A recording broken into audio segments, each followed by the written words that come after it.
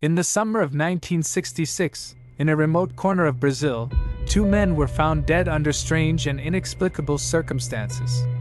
The story of their deaths has puzzled investigators, ufologists, and conspiracy theorists for decades. Was it an experiment gone wrong? Or something far more unexplainable?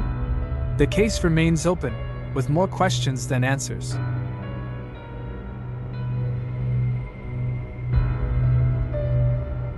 Miguel and Manuel were close friends living in Campos dos Goitacazes, a city in the state of Rio de Janeiro, Brazil. Together, they ran a small home-based TV repair shop.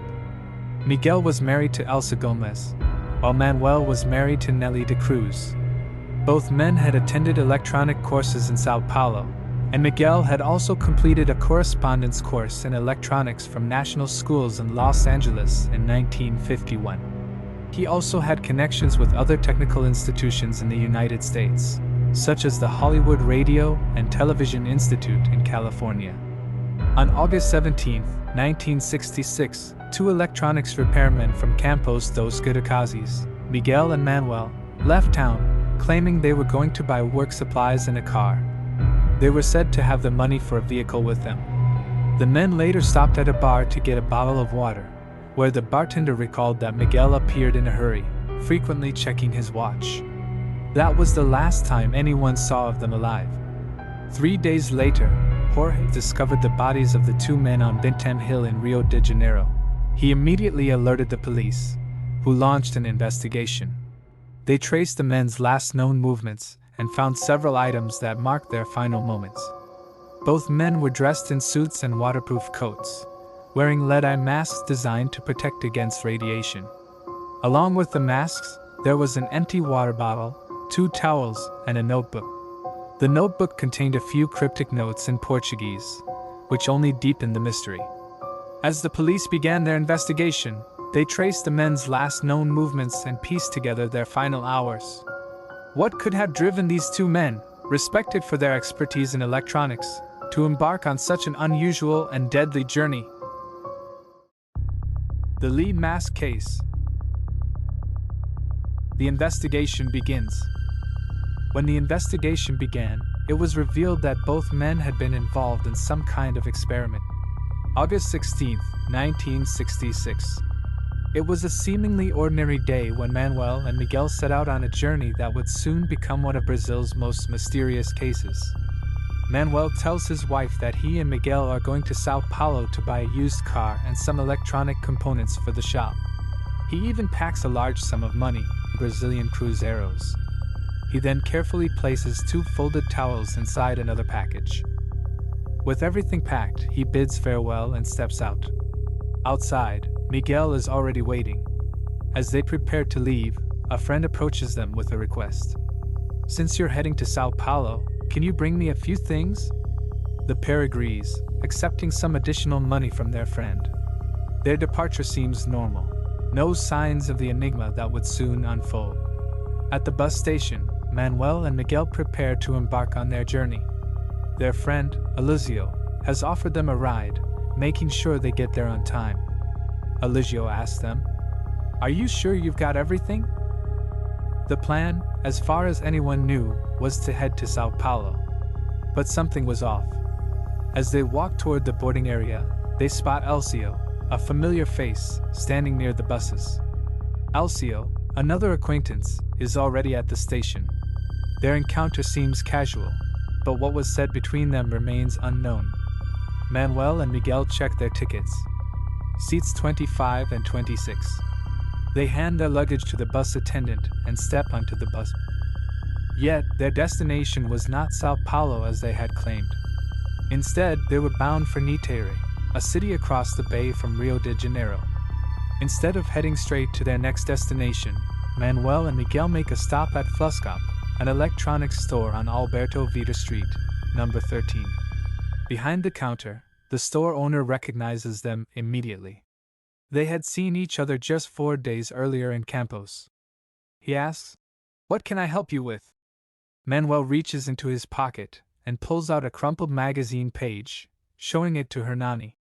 The picture he shows is a magazine advertisement for an AM/FM frequency generator, priced at over 1 million cruzeros.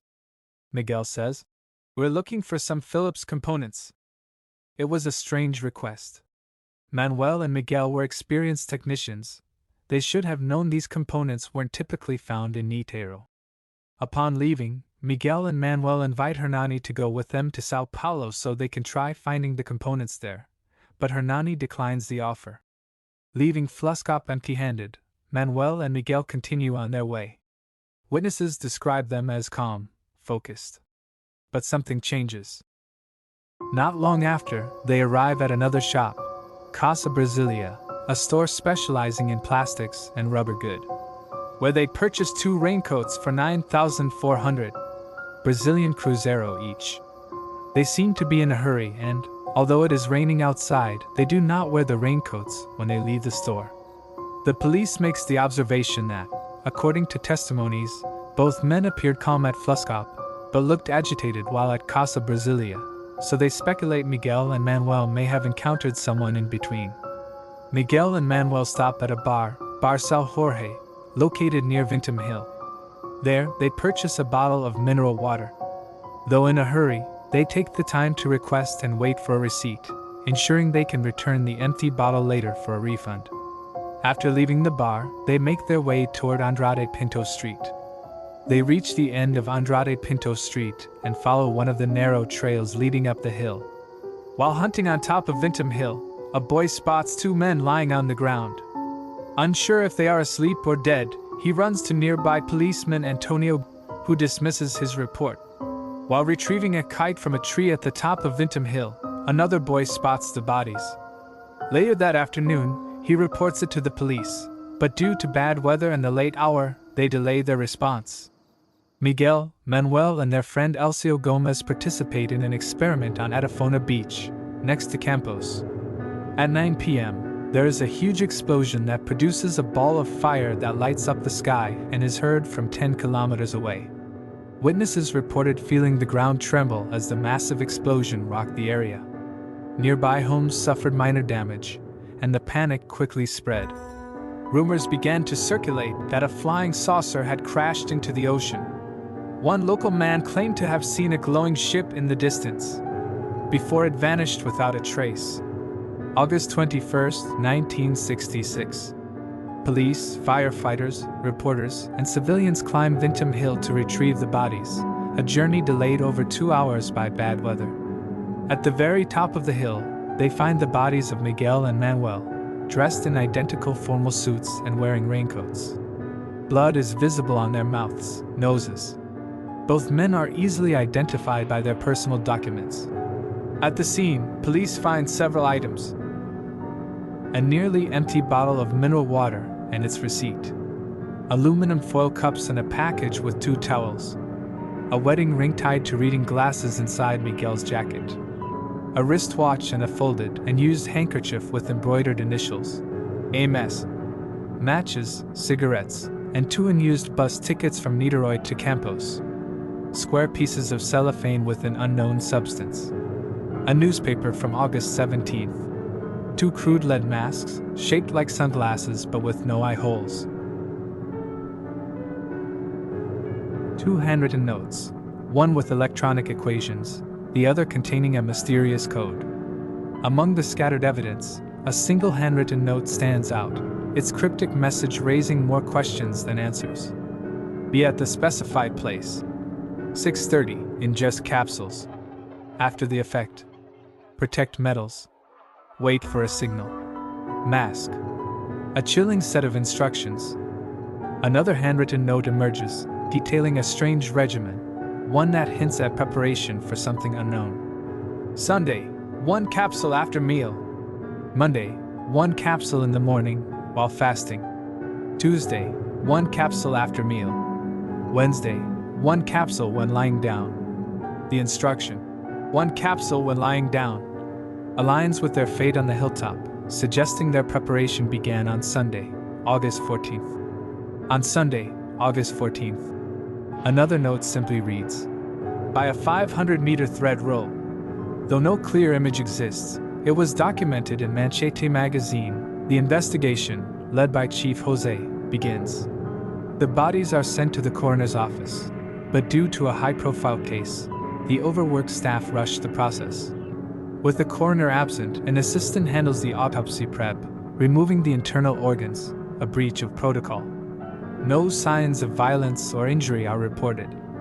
On August 22, 1966, Miguel's brother, Herval, goes to the coroner's office in Niterói to claim the bodies. August 24, 1966. Miguel and Manuel are buried at Caja Cemetery, in Campos. A reporter visiting the Niterói coroner's office uncovers a shocking truth. Miguel and Manuel's organs were discarded without testing. Left on a shelf for days, they had deteriorated beyond use.